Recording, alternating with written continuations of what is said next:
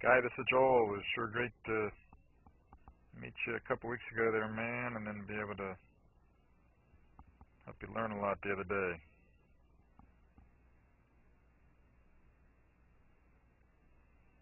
So we learned a lot about the spin. I'll send you those charts. I don't think I've sent you quite those charts yet.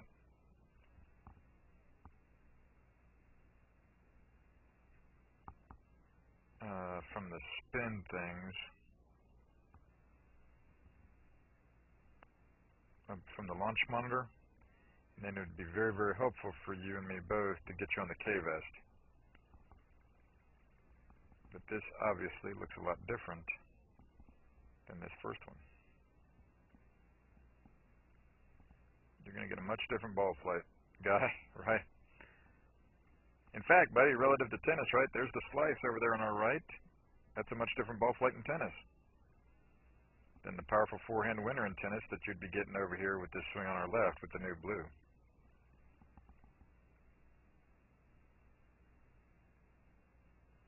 Two totally different actions. Just like the two totally different actions in tennis, Guy. Between the slice, the weakness of the slice versus the powerful forehand winner.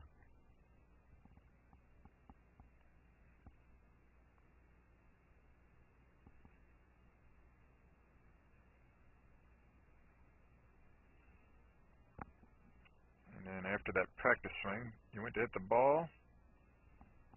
Honestly, you did, buddy. You went to hit the ball. So anyway, man, it was nice I could kid you about it. Since you're an easygoing guy. So there you go. That's beautiful. Absolutely beautiful right there. And here's the next one. Quite good also. Dead on the money. And you see the ball start to the right.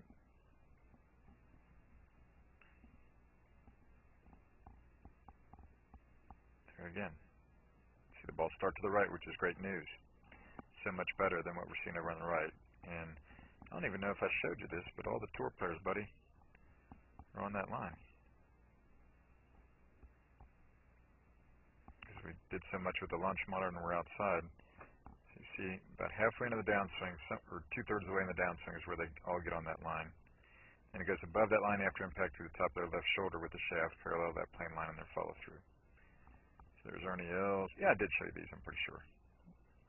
Freddie Couples. I mean, that's just on the space and time continuum there, buddy. That's what has to happen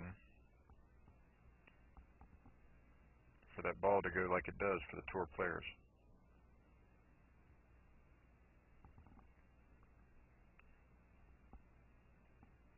Even Jim Furyk.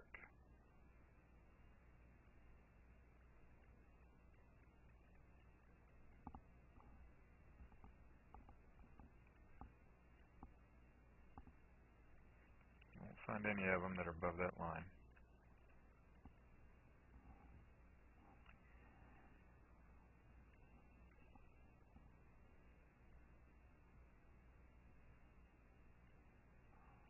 So it's good work there, man.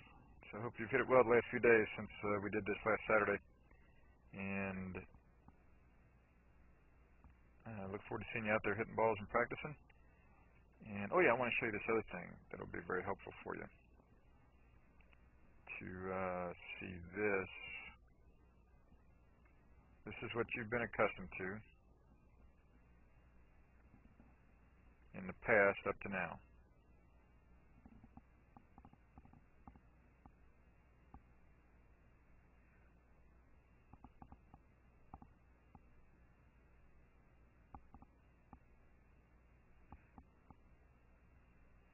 Right? Kind of starts left, cuts back to the middle. And then if you start feeling like you're swinging way to the right, which is good, right? There you are. That would be much better for you. Then that ball would start to the right more, right? But if that face is open there, see, it'll stay up to the right. Or if the face is really open, right, it starts to the right like it did for you on those, just those 5 or 6 balls we got to hit before we ran out of time the other day, Guy. That's beautiful, and it already felt stronger to you. So that's what you did when you hit those 6 or 8 or 10 balls outside with that driver once we got outside and saw the real ball flights outside. And so, as you see here, this is describing an inside-out path, but the face is open at impact. Oops. Impact. Impact. Impact. There we go, impact, all right. Right there. See, the face is open at impact. So obviously now what you're wanting is this, where that ball would be starting to the right.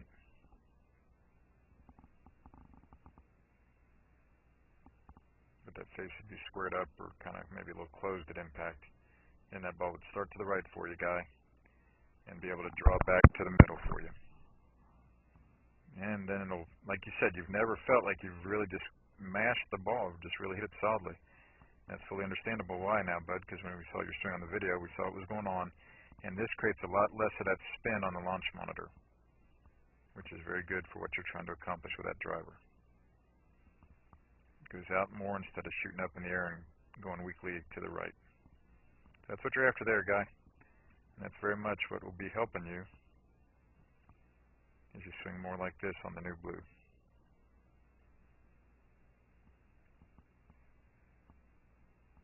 So yeah, man, it'll be fun to get you on the K-Vest too. Much improved there, man, instead of what we saw in that first one.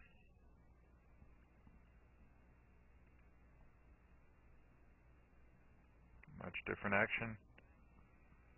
So I look forward to seeing you soon out there at Meadowlinks, Guy. Take care. Hi, this is Joel. I'm here at Dr. Todd Elworth's office. He's one of the best chiropractors in the region. He's a TPI certified golf fitness professional, and I really want you to know about him because he can help you a lot with your golf fitness, just as he's helped my young student Taylor here in the last year or so. And how we met, Taylor came into my office with back pain. What we took him through is numerous screens to find out why he had the back pain. I don't only treat back pain, but my second goal is to find out exactly why he has this problem. So we analyzed him, we find out he has some certain weaknesses, we're putting on some strengthening exercises, and he's doing very well. He's done great. He's had very little back pain, and that's mainly because he injured himself working too hard at the golf course. So he's done his exercises, he's felt great. I'm very, very thankful that Todd's been able to help Taylor in this great way. And I want him to help you too if you have any questions at all about your golf fitness. Thank you. Thank you. Okay, now we're simply going to do a toe touch exercise. Put your feet together. Going to try to touch the floor. Go ahead. As you can see, we touch the floor. What do we normally see? See a lot of athletes go to about this point, that's it. Okay? And the reason they all come in and tell me, they say because their hamstrings are so tight, they can't touch their hamstrings or touch their toes. We simply put something in between their knees. Now squeeze your knees. There we go. When we do that, it basically engages the core, engages the hip and the hamstrings, totally relax and allow that athlete to touch the floor. So it's not a hamstring problem, it's more of a hip hinging problem that we see. This is Joel Suggs. I sure enjoyed meeting you down at the Cincinnati Golf Show this weekend and showing you your swing on the 2D equipment that I have. And so I want to take about 2 to 3 minutes to just show you around Meadowlinks. This is the studio I use in the winter for all my students. You see there's the down-the-line camera angle for our 2D equipment. And then we have the face-on camera angle also. And then what we also have here is 3D equipment to where I can show you your swing from 6 different camera angles with this 3D equipment.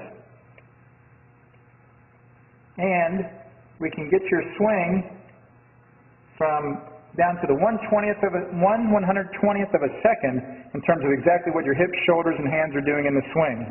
And then also, I have the most realistic hitting curve I've ever seen from puttersedge.com. So when you hit your full shots, it feels as realistic as possible.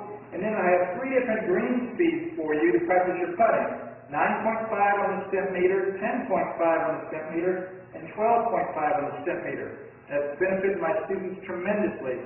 And then also I have a lot of learning aids like this Smart Stick. You can see the rest of those learning aids over here in my bag that we can work on to help you learn at a certain field in your golf swing that you and I both want. And then also I help my students a lot with their equipment through the winter. This is a frequency analyzer where we twang your club and it gives us a reading here. And then also we plot your whole set, each club on these lines to see if the set is really matched or not. Quite often they aren't, and it helps my students tremendously when they find out what clubs are the offending clubs. And then if we get tired of being indoors and we want to go outdoors and hit some, we can do that. It's my daughter. Ellie, good to see you. I haven't seen her in weeks. No wonder you've been gone, Ellie. You've been out here playing in the snow all this time. But this is our natural turf area.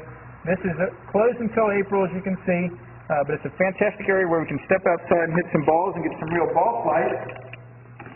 Or, if we get pretty satisfied and things are looking better on the video here, we're kind of cooped up inside and want to go outside, we can step on out and hit balls and see real ball flight for about 5 or 10 or 15 minutes, however long you and I can stand the cold, out into the air, and we see them land at these different flags. I have a yardage book for this driving range. It's the first one I've ever seen in my life where we know exactly what it is with the front, back, and middle of each screen. And again, the covered area here is heated, so we stay out there for about 5, 10, 15 minutes, like I said, and it enables us to see some ball flight.